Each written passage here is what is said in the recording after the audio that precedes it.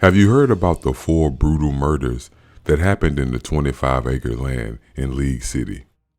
Alright, check this out.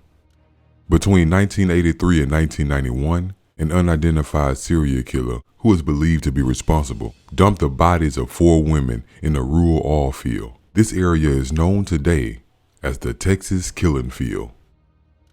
The land on Colder Drive in Irvin Street is owned by a petrochemical company with nothing on it but a horse trail ride business. On April 6, 1984, a human skull was discovered by the resident's dog, whose small child was out in the yard playing. They also found a skeleton not too far away laying under a tree. 2 years after that, a group of boys riding their dirt bikes around the same area smelled an odor. The skeleton of another young woman was found. As the police was trying to find evidence to identify that person, another skeleton was discovered. 3 victims, all within 20 yards of each other. The first person to go missing was Heidi Fye. She was last seen October 7, 1983. She was packing her things up to go to Houston. She was going to stay at her auntie house so she could save some money. As she got ready to go, she told her father, "I'll see you tomorrow." So she went to the store to use the payphone so she can talk to some of her friends about taking her to Houston. She never made it. Laura Miller was another person that went missing. She was 16 years old. She asked her dad if she can invite her boyfriend over for dinner that day. He said yes. So her mother took her to the local store to use the payphone so she can talk to her boyfriend Vernon. As her mother was getting ready to leave, she said it's time to go. Laura wanted to talk to Vernon a little longer, so she told her mother that she'll walk home since it was less than a half a mile away. Later that day, when the parents made it home from work, Vernon arrived for dinner. The father asked him, "Where's Laura?" His response was he didn't know. This was September the 10th, 1984. One of the things that was unknown at the time was that Heidi and Laura lived only a few blocks away from each other and was last seen using the same payphone at the same store. 17 months after Laura went missing, in the fields was an area filled with trash and old refrigerators looking like a dump site. Some kids were riding their dirt bikes, got a foul odor coming from the woods. They went to the area and discovered a body. This was on February the 2nd, 1986. She was shot with a .22 caliber gun and a bullet was lodged in her spine. The victim, unknown at the time, was 30-year-old Audrey Cook. On that same day, as the police was trying to identify this person, someone stumbled across Laura's body.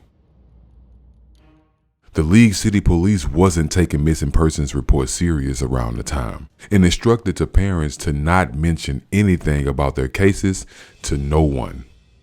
Something else happened 3 months before Laura was missing. Around July 1984, a man named Clyde Hedrick was introduced to Ellen Beeson at the Texas Moon by her friend Candy. She lived in Friendswood and she was in her 20s. When Ellen didn't show up to work the next day, on top of her friends and family couldn't find her, they started to ask Clyde. Clyde said he saw Ellen leave in a truck, and since friends and family couldn't locate Ellen, Candy took it upon herself to continue to ask Clyde, "Where is she?" Clyde was irritated with Candy steady asking him, "Where is Ellen?" So he said, "You want to know where she is? Get in the car. I'll show you. And if you keep talking, I'm going to do you like I did her." So he took Candy to a location just before the bridge, close to Galveston Island. On a dirt road near the railroad tracks was some tires and an old sofa that was thrown away. He pointed to the sofa. When she moved the tires that was on top of the couch, he saw what she believed to be the body of her friend, Ellen Beeson, and it was approximately 6 months after she had introduced her to Clyde. After they asked him about it this time, now he got a whole nother story. He said, "We went skinny dipping after we went out. Then I looked over and saw her floating. She drowned." He put her body in the trunk and started to drive to the hospital. On the way, he said he panicked and he decided to put her body under the sofa in fear that he will be blamed or charged for her murder. Since Ellen's body was badly decomposed, they were not able to identify the cause of death. The only thing that the DA was able to do was charged Clyde with abuse of a corpse for moving her body. He was fined $2,000 and sentenced to 1 year in prison. So now it's 1991. No evidence against Clyde in the other cases, and he has already served his time for Ellen Beason, so he has been free for about 5 years now. Then, the body of another young lady was found in the same piece of land, but 100 yards away from Heidi, Audrey, and Laura. A couple was out riding horseback, going through the killing fields when they noticed a smell on September the 8th, 1991. The police was called to the scene, and another decomposed body was discovered underneath a tree. The victim, unknown at the time, 34-year-old Donna Prudhomme, a sexual serial killer, was still on the loose and still claiming the lives of young women in League City. 4 victims, Heidi Fye, Audrey Cook, Laura Miller, and Donna Prudhomme, all found under a tree within 20 yards of each other. But it wasn't until 2019 where DNA tests uncovered the true identities of Audrey and Donna. Since 1971 through 1997, over 30 girls and women have been murdered and found alongside I-45 South between Houston and Galveston.